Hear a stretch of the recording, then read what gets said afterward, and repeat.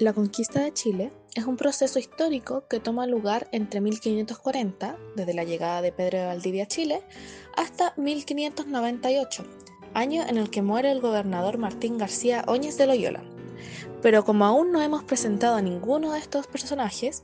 volveremos a lo último que se dijo en la clase anterior para contextualizar de mejor forma la conexión entre ambos procesos, el descubrimiento y la conquista. Luego de que la expedición de Diego de Almagro descubriera el territorio chileno hasta aproximadamente la actual región de Ñuble,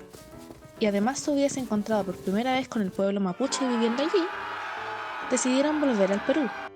tanto por las malas condiciones en las que se encontraba la mayoría de los hombres, como para ayudar a sus compatriotas españoles a luchar contra el levantamiento indígena que los sitiaba en ese momento. Cuando lograron alcanzar territorio bajo control español de nuevo, se encontraron con dos puntos de resistencia española ante el asedio inca, el cual estaba bajo el mando de Manco Inca, un alto mando indígena que había conseguido escapar de los españoles luego del asesinato de Atahualpa. Recordemos que Atahualpa fue considerado el último emperador inca. Dichos dos puntos se encontraban específicamente en Lima y el Cusco,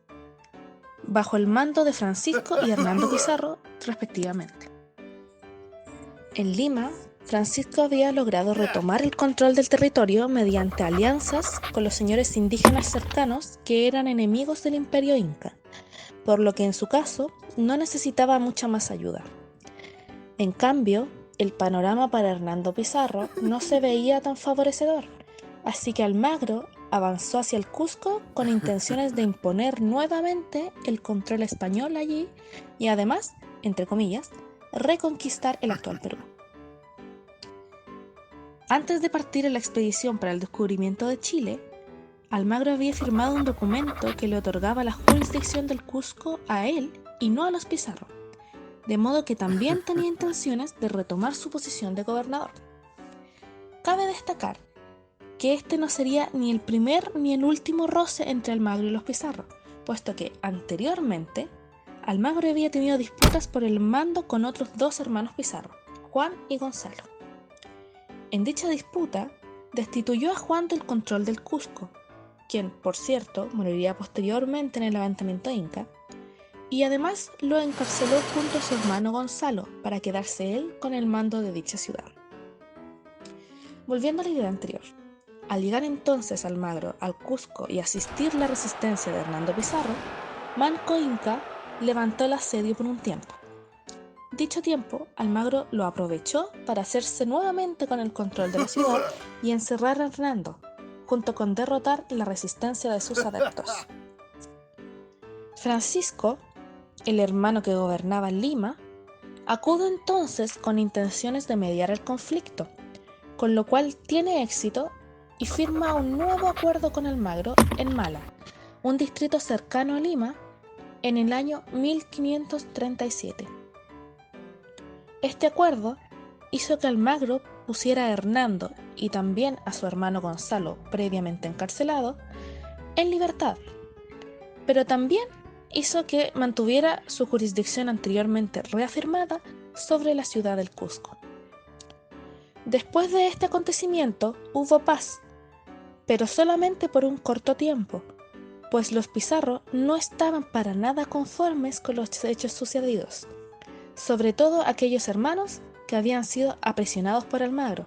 los cuales le guardaban un rencor más agudo que Francisco. Es en 1538 cuando vuelve a estallar el conflicto bélico y las tropas de Gonzalo y Hernando Pizarro se dirigen al Cusco para atacar a las fuerzas armadas de Almagro, además de destituirlo definitivamente del mando de la ciudad. Se da entonces la batalla de las Salinas, específicamente a 5 kilómetros al sur del Cusco. Aquí, las tropas almagristas fueron derrotadas y sus comandantes muertos en batalla,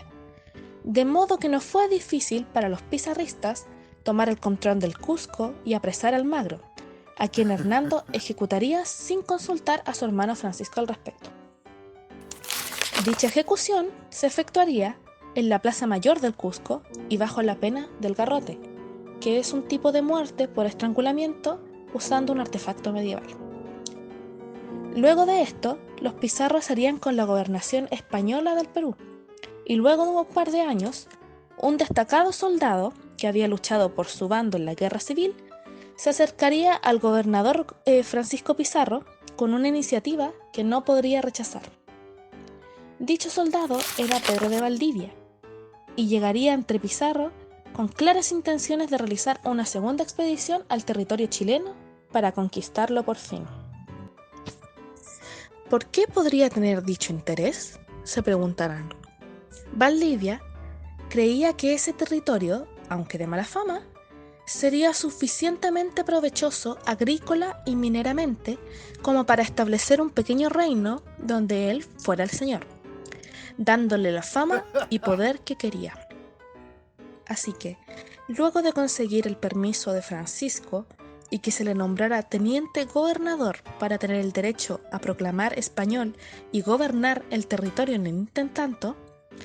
procedió a reunir hombres y fondos suficientes para cubrir el costo de la expedición. Sin embargo, la mala fama de Chile, debido al estado del regreso de la expedición de Almagro y los relatos que ellos habían contado,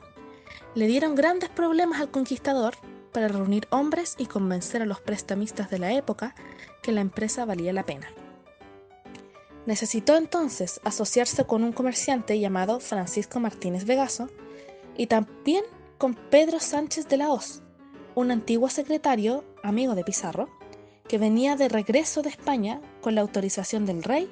para explorar las tierras del sur del territorio del Estrecho de Magallanes, y además con el título de gobernador de lo que allí descubriese. Reunió entonces una módica suma y pocos acompañantes, entre ellos una amiga íntima de él llamada Inés de Suárez,